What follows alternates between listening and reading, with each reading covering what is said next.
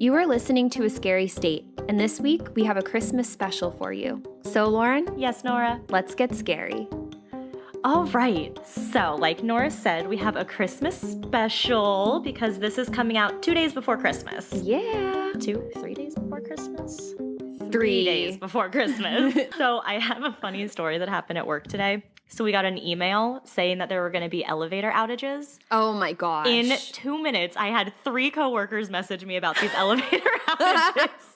Wait, do you have to take an elevator in your building? Okay, I was going to say. No, I take the stairs. I make it a point to take the stairs. The one elevator in my building is still out of order. It's so concerning. Like, fix it. And I still take the elevator. I know it's really bad. You're the worst. I know. Ugh. But yeah, we'll be walking somewhere and someone will we have to go upstairs or downstairs, and I just walk in the front of the group, and I lead the group to the stairs, and then we take the stairs. You know, at my old job, I used to take the stairs anyways because it's so much better. Yeah. I need to start doing that anyways, just for, health-wise.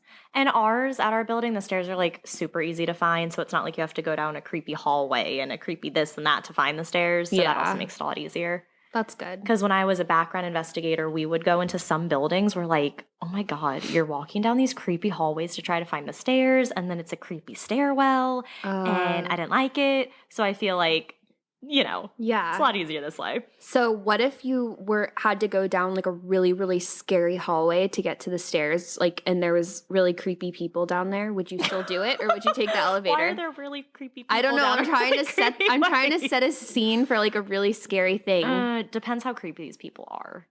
They're like, "Hey, ma'am, where you going?" Well, then why am I going in the building anyways? Good point. I don't think I would be in this area.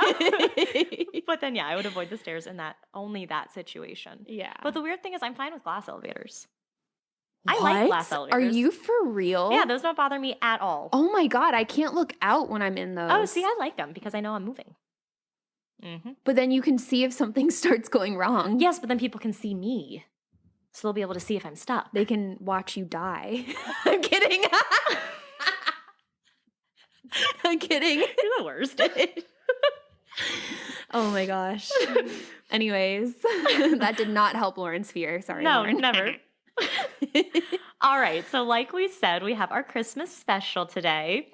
And I thought it would be kind of fun to talk a little bit about the darker Christmas figures from around the world. So I chose 2 of the more popular ones and then a few other ones to mention. Okay. So who do you think the first one is? Of scary Christmas figures. The Grinch? Well, no. Oh, wait, let me guess. Elves? No, that would have been cool, though. Yeah, evil elves. Oh, that would have been cool. Yeah, no. I don't know. What? Krampus. Oh. So Krampus is a holiday figure from Central and Eastern Alpine folklore. It's believed that he originated in Germany and that his name comes from the word Krampen, which means claw. It is also believed that he has pre-Christmas origins, so he's been around for a long time. He was thought to have been part of the pagan rituals for the winter solstice, and according to the legends, Krampus is the son of Hel, who is the Norse god of the underworld. And as Christianity spread, he started to become associated with Christmas, though the Catholic Church tried to ban him. He is usually horned, and during the Christmas season, he scares children who have misbehaved over the past year. He works with St. Nicholas, and the 2 go from house to house on December 5th, which is known as Krampusnacht, meaning Krampus night. St. Nicholas rewards the good children with gifts, such as oranges, dried fruits, and chocolates, among other things. But Krampus punishes the children with birch rods, beating them with these rods. Oh my goodness. I know. And then on December 6th, known as St. Nicholas Day, the children will wake up and either find their gifts from St. Nicholas or nurse their wounds from Krampus. So he's usually covered in black or brown fur and has cloven hooves and horns like that of a goat. He also has a long, pointed tongue and fangs. Ew. He is seen carrying chains, which are said to symbolize his bond with the devil by the Christian church. So that wasn't original thing, but once he kind of came into the Christmassy time, they associated him with the devil. And instead of beating the kids now, it's giving them coal because I think that was a little aggressive, so they had to kind of evolve that part. It gets a little bit aggressive. Oh, boy. Sometimes these chains will have bells attached, so you know he's coming. He also carries around the birch rods, which he uses to swat children with, but sometimes the rods are replaced with a whip. Oh. Krampus also usually carries around a sack, which he puts naughty kids in. Those in the sack are either drowned, eaten, or transported to hell. And now it's a present Zach. Oh my gosh. I think it's like evolved. It's stuff that evolved. Well, he's like working with Santa, St. Nicholas. Gotcha. And so you know how you offer Santa milk and cookies? Mm-hmm. Well, Krampus likes to be offered schnapps, which is a strong distilled fruit brandy. I love that. I know. So he wasn't well known in many places other than Europe until very recently. He has appeared in many shows and movies, one being the movie Krampus, which is like a Christmas horror movie that Joe and I like to watch at Christmas time. Wait, you've seen it? Oh, yeah, we watch it every year. Gosh. It's one of those things where it's like a really cheesy movie and it's like really stupid, but it's really entertaining. Oh my gosh. All right, then I have one more. So this is Belschnickel. Okay. So if you know, I am a huge fan of The Office, and one holiday episode, Dwight has everyone celebrate a Dutch Christmas, and he introduces Belschnickel. So Belschnickel determines if people have been impish or admirable, and you get a gift if you are good or admirable, and you get whipped by a stick if you were bad or impish.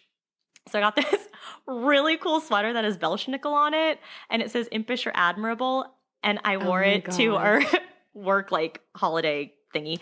Oh my God, I loved it so much. That is incredible. And everyone at work loved it. And then I went to a party like the weekend before, and one person knew what it was. Oh my gosh. And I was like, you know what? This is making me happy, so I don't care. I'm glad you wore it to a work event. That makes it even better. It was amazing. Because I have a lot of friends who like The Office, and I was like, I have the best sweater I'm going to wear tomorrow. So in actuality, Belschnickel is described as being a crotchety, fur-clad Christmas gift bringer.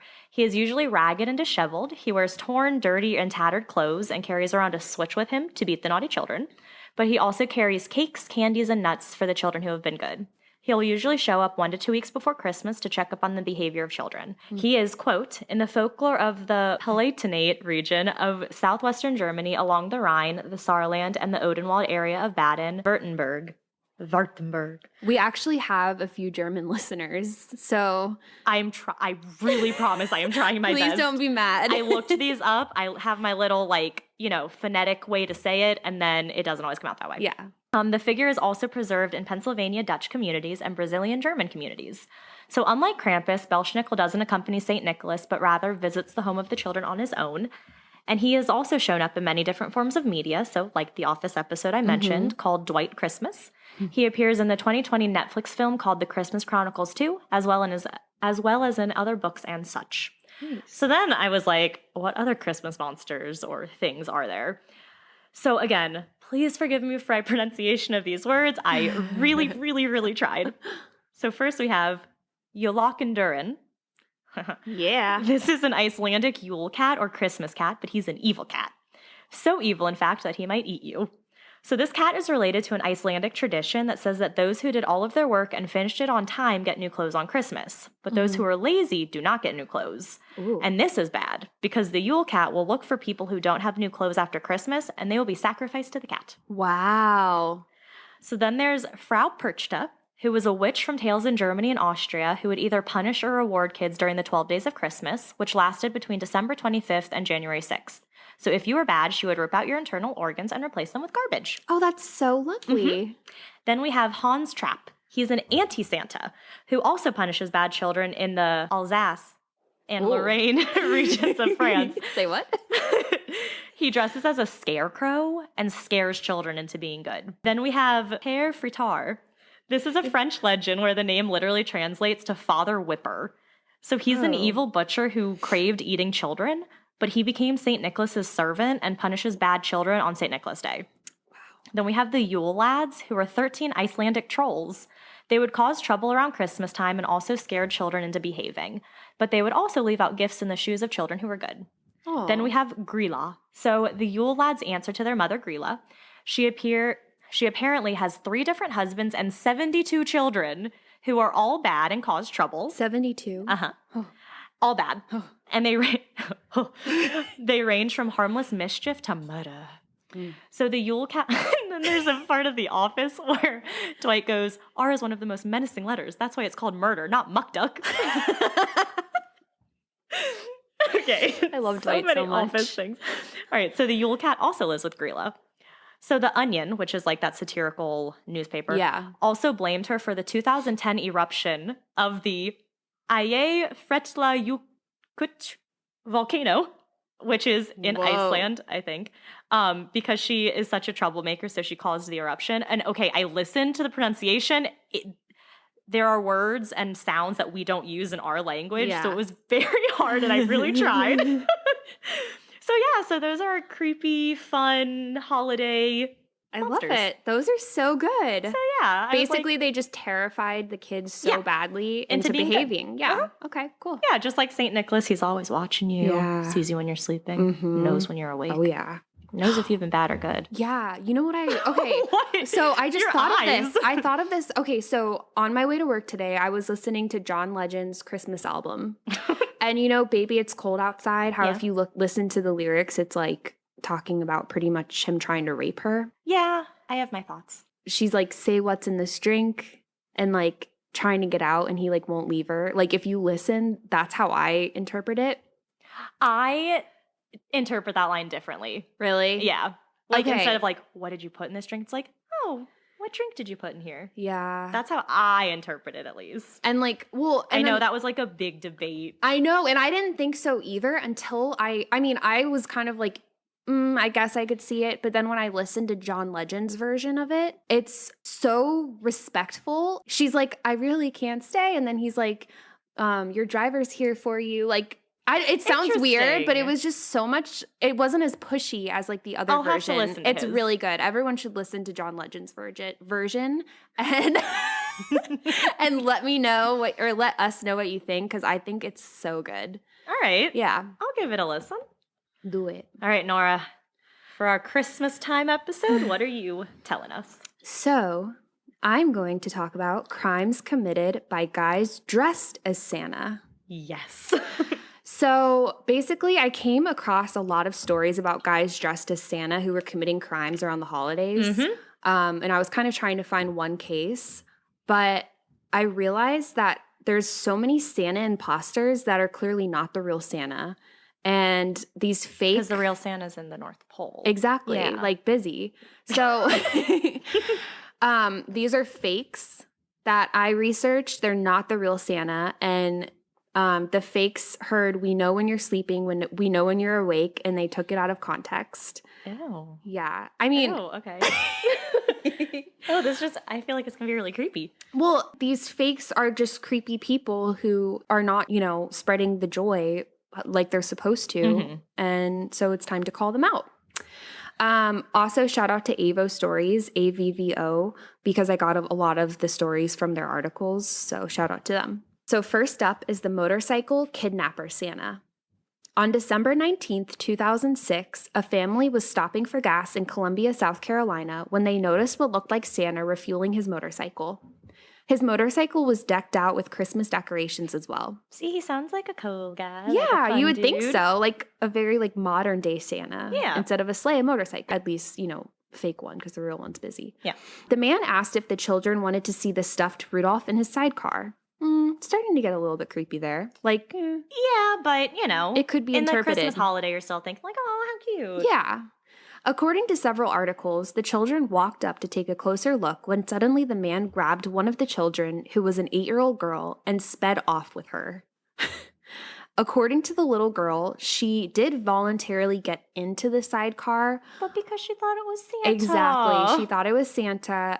I mean, her parents were around. They were there. But I think she just got in because she wasn't thinking about her actions. And the parents were also probably thinking oh, we're right here. Oh, that's cute, Exactly. So her account of the incident was, quote, he asked who was the oldest, and I said I was. I got into the sidecar and we went really fast. I asked him to go back and he told me to hold tight. When I asked him again, he started to pull over. End quote. Oh my gosh. I know.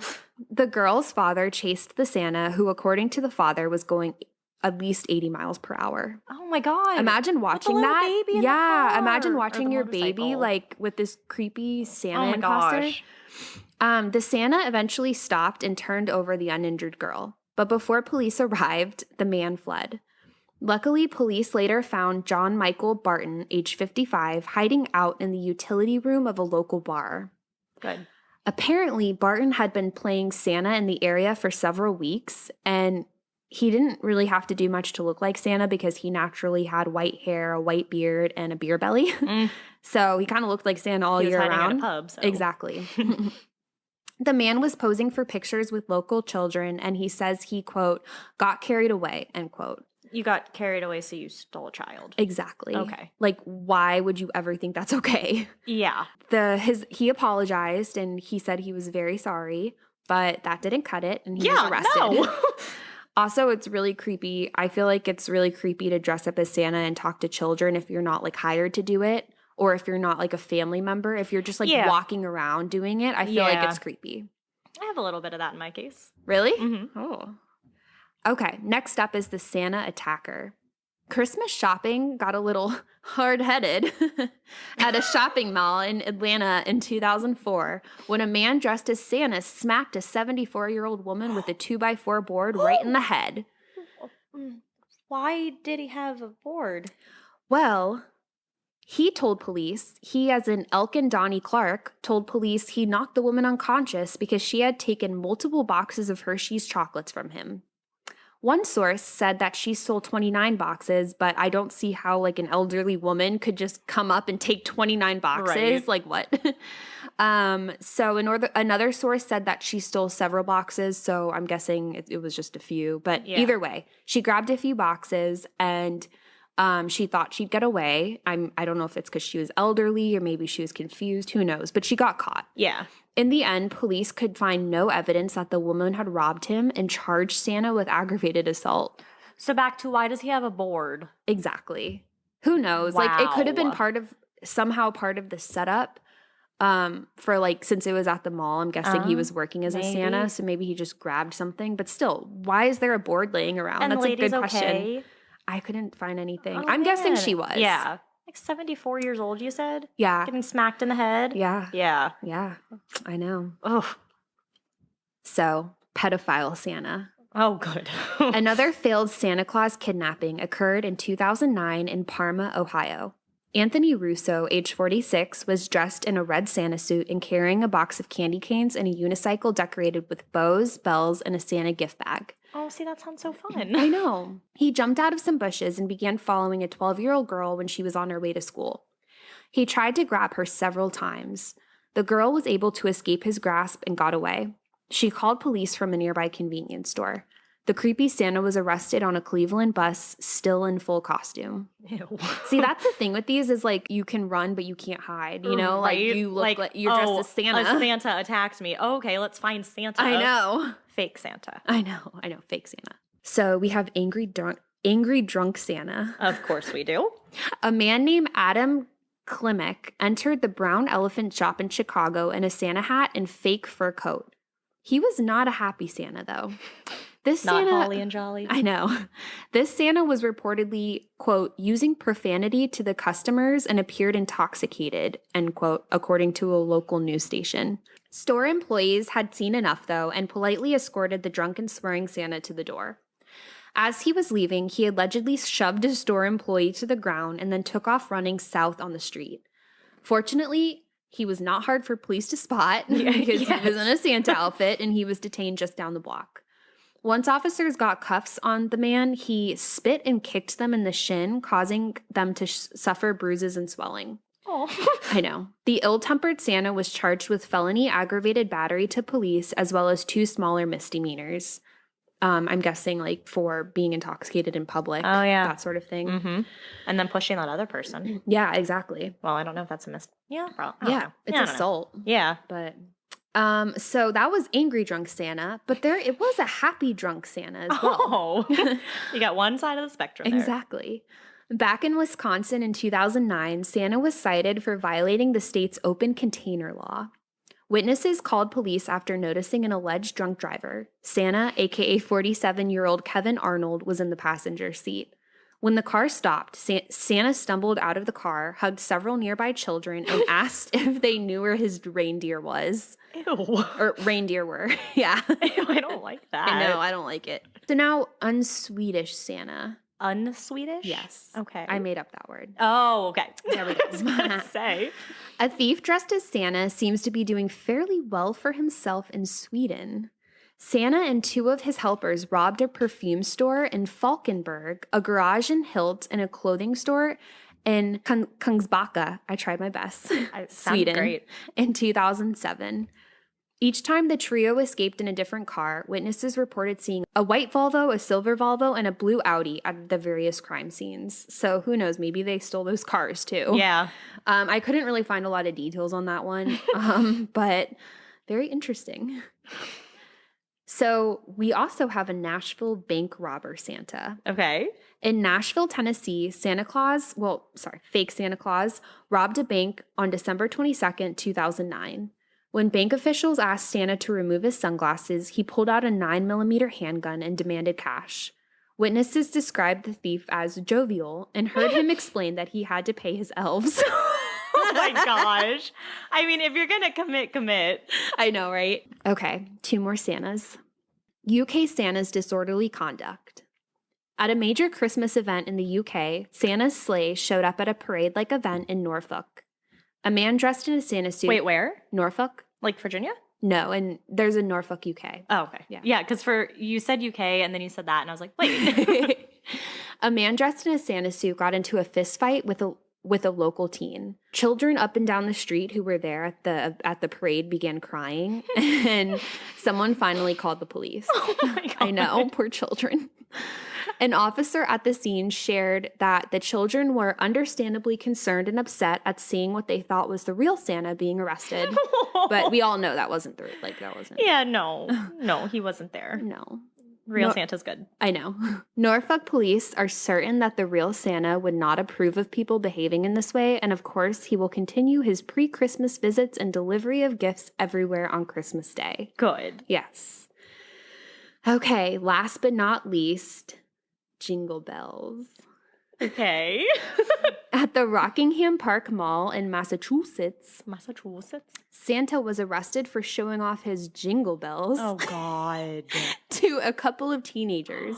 Oh, no. The creepiest part was that he was not a mall Santa. He was just a guy dressed up as Santa. Ew. And this article said he put his little drummer boy on display. Oh, my God. It's great when you know the people who are writing this had like way too much fun. I know. And the other thing is like while I was doing this, I was like, well, this isn't exactly scary, but I feel like this is a good like lighthearted episode that we're doing. Because there were some not lighthearted things that happened on Christmas. I was like, do I want to go into like a multi-person murder or do I want to keep it a little light? Yep. You know what I mean? saw that multi-person murder too and I was like, I just can't. I couldn't do it. I'm glad we were on the same page so that our vibe's the same. It's not like something super heavy and then talking about jingle bells. All right. So what are you going to tell us? All right. So like I said, I had a hard time choosing what I wanted to do because I wanted to do one that dealt with Santa, but then there were some really sad ones. So I didn't want to do those sad ones. So I decided on something else. So my crime is coming out of Cisco, Texas, and has been described as one of the most bizarre crimes in Texas history, which I'm sorry, Texas, but that's saying a lot. So back in 1927, Cisco was a booming town with over 15,000 residents due to the oil and gas boom. Because it was so prosperous, banks were busy, and this obviously attracted some criminals. According to Texas State Historical Association, robbers were hitting 3 to 4 banks a day. Oh. Uh-huh.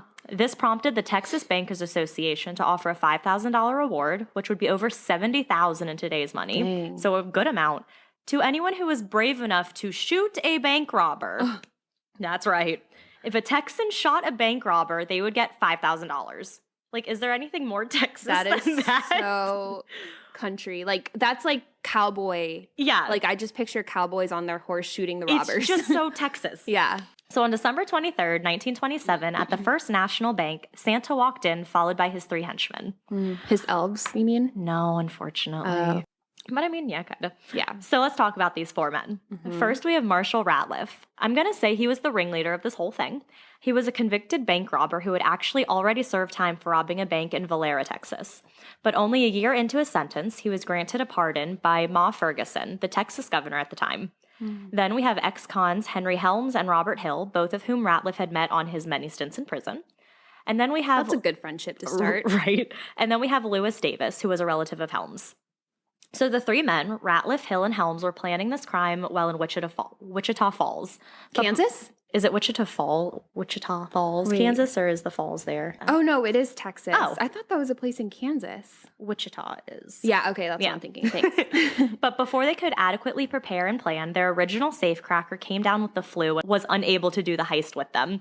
So Ratliff pulled in Davis, who was a relative of Henry Helms. Ratliff promised Davis a large payout if everything went well, and Davis agreed.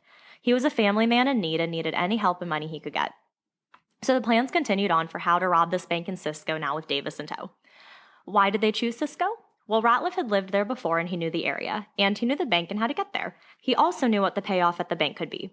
But because Ratliff had lived in Cisco and had criminal records there, he knew that his face would be easily recognizable if he showed up in town. So he wanted to come up with a way that he would be able to conceal his identity while committing this crime. And what better way to disguise oneself than dressing up as Santa Claus? Oh my gosh. Which is exactly what Ratliff did. While the men had been planning this heist in Wichita Falls, they were staying at a boarding house run by Miss Midge Tillett. Well, Ratliff ended up getting his Santa disguise by borrowing his Santa suit from Miss Tillett. Wow. To put their plan in motion, the four men stole a car and headed to Cisco, where they arrived on the morning of December 23rd. The men dropped Ratliff off a couple blocks from the bank so that he could make his merry way there without drawing too much suspicion. He was dressed up as Santa 2 days before Christmas. So Ratliff made his merry way down Avenue D, the main street in town. He was smiling at everyone he passed. He even stopped to chat with local children and pat them on the head. They asked him questions about Santa, and he happily replied. Ho, ho, ho, horses. For some reason, this reminded me of the Grinch, like when he's walking through the town, like in Whoville. Yeah.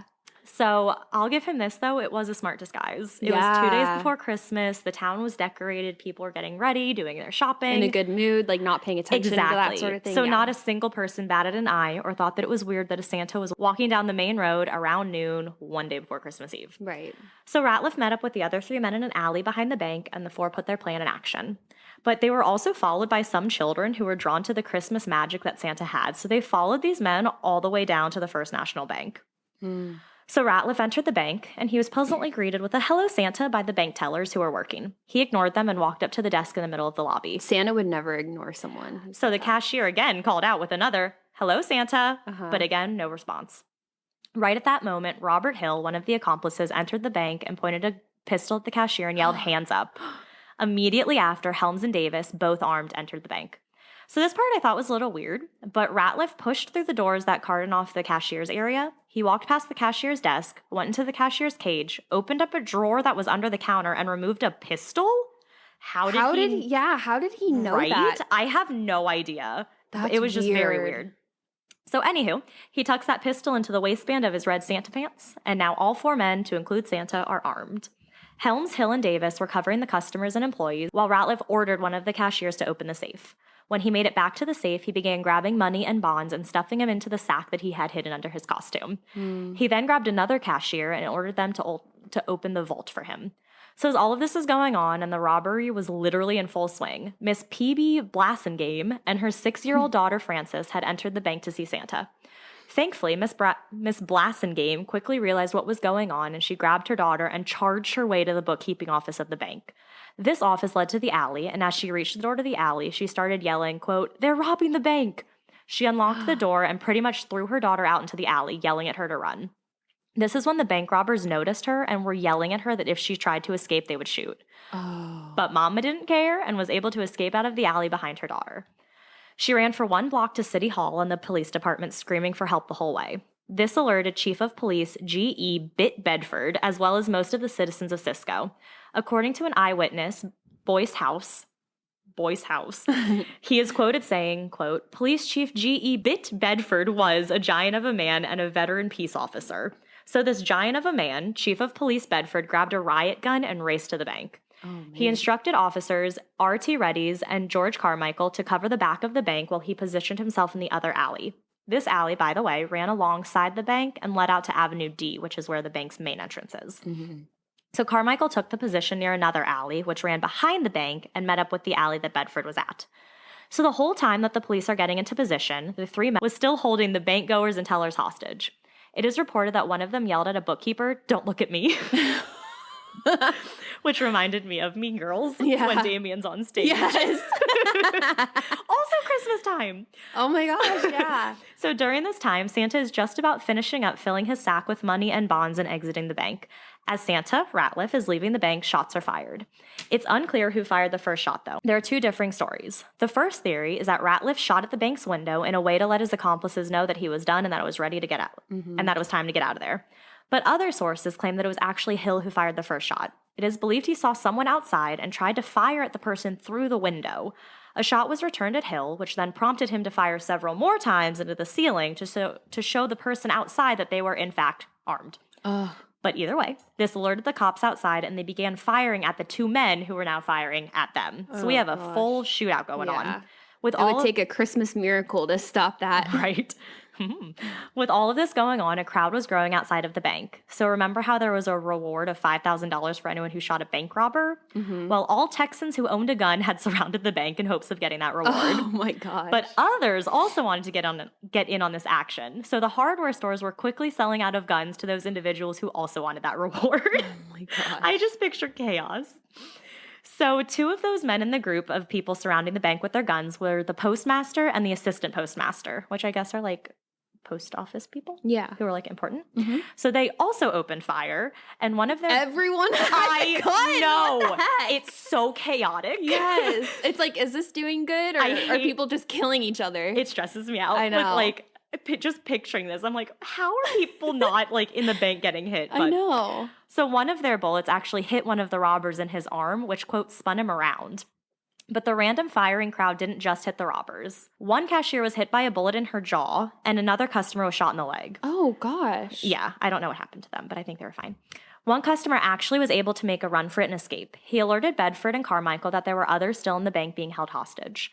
So I'm not sure what the setup was for all of this, because somehow the four men were able to round up the remaining people in the bank and lead them out the door towards their blue sedan.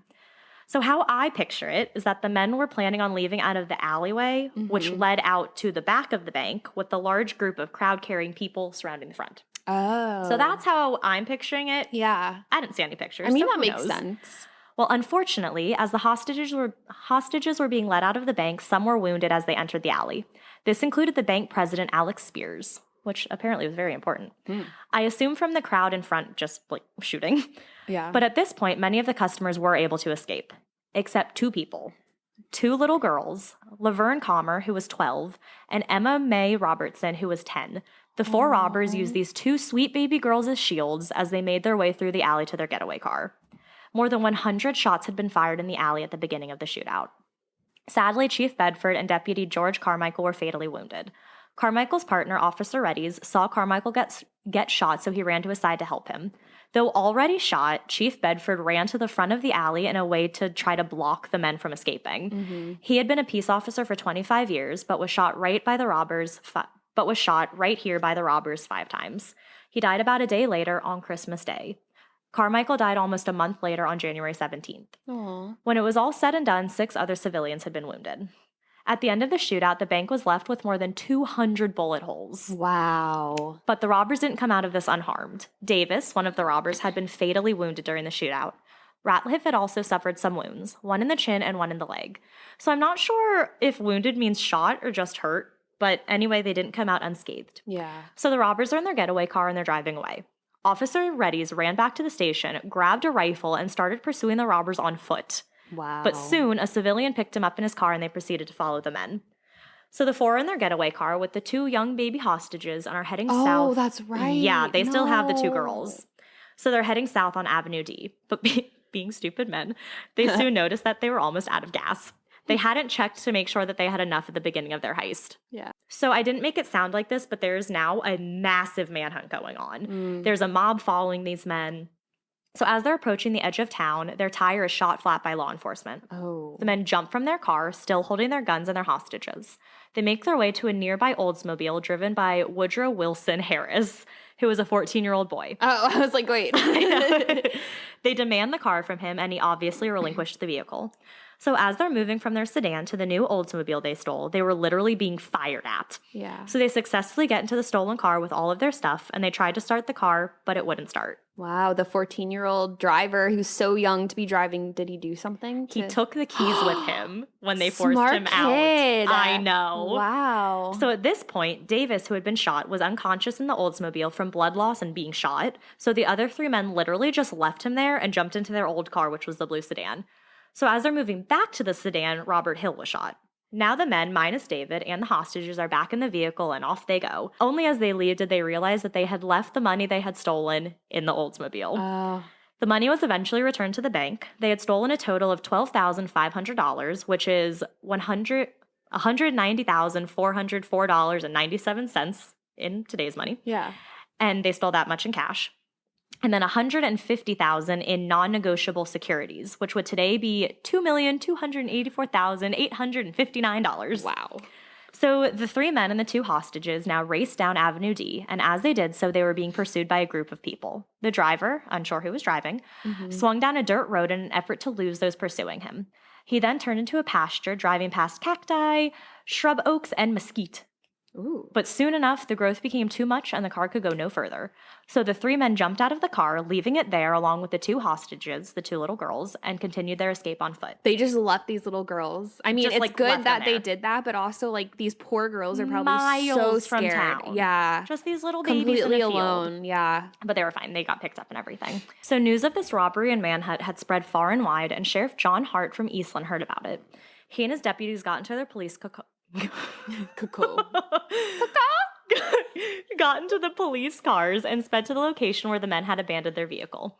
So picture this. We have the cops looking for these men, and the cops are being followed by reporters who also want to get in on the action. Yep. So House, a reporter who I mentioned earlier, said, quote, "Officers and citizens poured in from all sections of the state, and such a manhunt as Western Texas had never seen was soon in progress.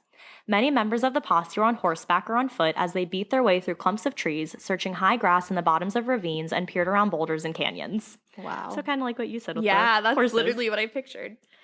End quote. So there were a ton of search groups out looking for these men as well. So like I said, this is a huge manhunt. It was like the biggest manhunt Texas has ever had. Wow. One group actually found an overcoat and bloodstained gloves. Another group found a suitcase and a pile of bloodstained rags. Inside of the suitcase, they discovered cotton and gauze. This discovery showed that the robbers had actually planned ahead in case any of them were injured during the robbery. Wow. But despite all of these forces and people out searching for these men, they were still able to avoid capture. They were even able to steal another car. The search continued on for yet another day. So, kind of sad note here. So like I said, this crime got a lot of attention, and it was known that Santa had been the ringleader. So on Christmas Eve, a church in Eastland was having their Christmas Eve service, and a jolly, happy, friendly Santa Claus entered the church. A little boy called out in a quivering voice, "Santa, why did you rob that bank?" Oh, poor child. Doesn't that just break your heart? Oh.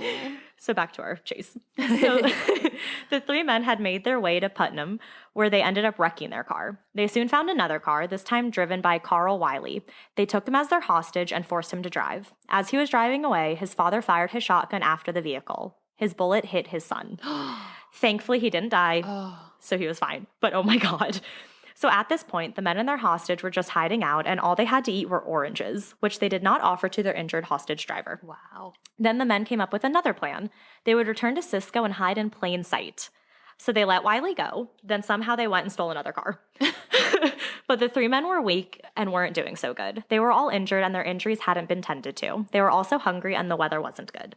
The next morning, the men found themselves in Young County in the little town of South Bend. As they were trying to cross the Brazos River, they were spotted by Sheriff Foster. A short car chase followed. The men then got out of their car and tried to run towards the wells to escape. Well, enter Deputy Sheriff Cy Bradford. He was known around the area for bringing law and order to the town. So he had been in many gunfights in his days, and he usually always came out as the victor due to his cool-headedness and marksmanship. Well, even before his car fully stopped, Bradford was out of it with his trusted old Betsy, his double-barreled shotgun in one hand, and an extra pair of shells in the other. He saw the 3 men running from him. He raised his gun, pulled the trigger, and one man dropped. He reloaded and continued his chase. The now 2 men were still firing at him over their shoulders when Bradford again raised his gun and pulled the trigger. I picture like a cigarette. He's hanging like out of his smoking mouth. a cigarette and like shooting with one hand. Right. So he pulled the trigger, another man dropped, but somehow arose and staggered on. Reloading and shooting again, Bradford hit the 3rd man, who also fell to his knees, but was able to get up before disappearing into the woods. So he just 3 for 3. Wow. So Ratliff had been the first one hit. Hills and Helm had also been hit, but were able to escape into the woods by the Brazos River. Bradford approached Ratliff, and when he was looked at, he was described as being, quote, a walking arsenal. Not only did he have 6 pistols with him, one being the one he took from the bank, but he also had no fewer than 6 gunshot wounds. After an exhaustive manhunt and firefight, Santa had finally been caught. But not yet the other 2, Helms and Hill. So an intense manhunt, led by Ranger Captain Tom Hickman, ensued. They started this manhunt immediately as they didn't want the men to have any opportunities to rest. The chase continued on foot, but the ranger knew that it was drawing to an end. Helms and Hill's footprints appeared to be getting closer together, meaning that they were slowing down and getting weaker from both the long chase and the loss of blood. Their tracks showed that even for them to climb a little hill, they had to crawl. So finally, on December 30th, 7 days after the bank robbery, the 2 men were apprehended in Graham, Texas, which was about 61 miles from Cisco. Wow. So Google Maps told me that it would take you 19 hours and 37 minutes to walk that distance. Oh my God. So they had been caught because they were looking for a roaming house in Graham and had asked a random man for directions. That man had seen their pistols and had called the authorities, which in Texas, I don't know why seeing guns would have you call authorities. Yeah. So the 2 men were taken into custody without a fight. When they were captured, Hill had 3 pistols with him and Helms had 4. So what happened to these men? Davis, the man who joined the group late and had been left in the car with the money, had been taken to Fort Worth Hospital. This was actually the only crime he had ever committed in his life. He just really needed the money. So he ended up dying from a bullet wound he had received during the firefight at the bank. Actions have consequences. I know. You know. It's so sad because he just needed money for his family. Yeah. So as for Helms, Hill, and Ratliff, well, they all survived their wounds and now had to face trial. Ratliff took the stand first, followed by Helms. So Helms had been ID'd as the man who had killed both of the lawmen, and in late February he was given the death sentence. He tried to argue insanity, but the plea failed, and he was executed on September 6, 1929 by the electric chair in Huntsville, Texas. His last meal is said to have been cabbage, sausage, tomatoes, coffee, and pie. Oh, my stomach could never. I don't. Hill was tried last out of the group. He pled guilty to armed robbery and then took the stand on his own behalf, which don't ever do. Don't do that. It's like a doctor who tries to treat themselves when they're sick. Yeah, like Ted Bundy took the stand. It's just stupid. So he tried to defend himself by talking about his unhappy childhood. He also cried, asking to be shown mercy. But in March of 1929, he was given the sentence of life imprisonment, which at the time meant 99 years. During his time in prison, he managed to escape 3 times, but he was recaptured each time. In the mid-1940s, Hill was paroled. So much for a life sentence. I know. What? It said that he changed his name and lived out the rest of his days as a productive citizen until his passing in 1996. What? 96! That was recent. That was, like 25 years ago? So now back to Ratliff, the mastermind behind this whole operation. He had been the first one to face trial. On January 27th, 1928, he was convicted of armed robbery and was sentenced to 99 years in prison. So remember his one hostage, 10-year-old Emma Mae Robinson? Well, she testified at his trial and positively ID'd him as the man who robbed the bank and kidnapped her. You go, girl. Yup, the one who had been dressed as Santa. A few months later, in March of that year, he was sentenced again. This time, he was sentenced to execution for his role in the deaths of Carmichael and Bedford, the 2 officers who had responded to the bank. Unfortunately, no one was able to testify to having seen Ratliff dressed as Santa fire a gun. But of course, Ratliff tried to appeal this case, and it failed. Good. After the failed appeal, Ratliff began acting off and acting weird. He was now hoping for an insanity plea. His mother, Ryla Carter, filed for a lunacy hearing in Huntsville. So the citizens of Eastland County were not happy to hear about this. 1, Ratliff hadn't been executed, and 2, his mother was now filing for lunacy. The judge presiding over Ratliff's case extradited him back to the Eastland County Jail, where the people were unhappy with him. While he was there awaiting his execution on November 18th, Ratliff feigned paralysis. He was so successful with his act that his jailers, Pat Kilborn and Tom A. Jones, known as Uncle Tom, actually had to feed him, bathe him, and take him to the toilet. Are you freaking kidding me? While these 2 men were helping the paralyzed Ratliff, he managed to get hold of a gun, a 6-shooter, off of their desks. He fatally shot Jones, then engaged in a violent fistfight with Kilbourne. He even shot at Kilbourne a few times, each time missing. This commotion caused people in the town to gather outside of the jail and watch helplessly as everything was going on inside the jail. But eventually, Kilbourne was able to pin Ratliff down, beat him unconscious, and return him to his cell. Oh my gosh. So the whole situation angered the town, and by nightfall of the next day, over 2,000 people were outside the jail, all wanting Ratliff to pay. They wanted to be the ones to take justice into their own hands. But Kilbourne refused to let the crowd into the jail. But 15 to 20 men overpowered the one guard. They rushed into the jail, threw open Ratliff's cell, and dragged the man out. His hands and feet were tied, and he was carried out to the lot behind the local theater. The Majestic Theater, which was located on Mulberry Street, was presenting the play The Noose that night. The men then threw a rope over a wire that was hanging between two telephone poles in an attempt to hang Ratliff with a noose. Well, the knot they had used came loose, and Ratliff fell to the ground. But the second time, they used a more sturdy rope, and this one was successful. Ratliff was hanged. Wow. His last words before he was lifted into the air were, quote, "Forgive me, boys." Too late, buddy. 20 minutes later, at 9:55 p.m. on November 19th, Ratliff was pronounced dead. So it took him 20 minutes. Oh. Yeah, which is horrible. Yeah. Jones, the officer who had been shot by Ratliff, also passed away that evening from his wounds. That brings the count to 6, including the 3 robbers who died as a result of the Cisco bank robbery. Ratliff's body was displayed at a local furniture store in Cisco before a judge ordered it to be locked up. Ratliff's family ended up taking possession of the body, and he was buried at Olivet Cemetery. The First National Bank is still standing in Cisco, though it is now located in a new building. The bank actually has a painting of the robbery and a collection of all of the pictures and newspaper clippings about the robbery. The Texas State Historical Survey Committee, which is now the Texas Historical Commission, in 1967, placed a medallion on the bank to commemorate the robbery. It reads, quote, "Costume Santa and 3 fellow bandits looted bank of $12,000 cash, $150,000 in securities. They escaped through gun battle with 2 little girls as hostages. A 3-day manhunt followed. The children and money were recovered, the robbers captured. 6 persons were killed, 8 injured. Later, a mob lynched Santa when he broke out of jail." So that is the story of the Cisco Santa bank robbery, one of the most bizarre crimes to occur in Texas. Oh my goodness. Yeah. I never heard of that. I hadn't either, and I wanted to do something with Santa that was like, I mean, people did die, which is horrible, but like a little bit more lighthearted. And I was like, well, I've never done like a robbery before. Yeah. So yeah. I'm glad the little girls were okay because they were probably so petrified. Just imagine they were what, like 8 and 10 or 10 and 12 or something, like poor little baby. But yeah, so I think we had some good Christmassy things. Yes. And we hope that no matter what holiday you celebrate in the next few weeks, we hope you have a great time with your family or your loved ones. Or whoever you choose to spend the holidays with. Exactly. So thank you guys so much for listening this week. And we really appreciate all of your support. Make sure to follow us on social media at A Scary State Podcast, or email us your scary stories at ascarystatepodcast@gmail.com. And we'll read them in a listener's episode, like the one we released a couple episodes ago. Yes. So I think that's it. So stay scary. Stay safe.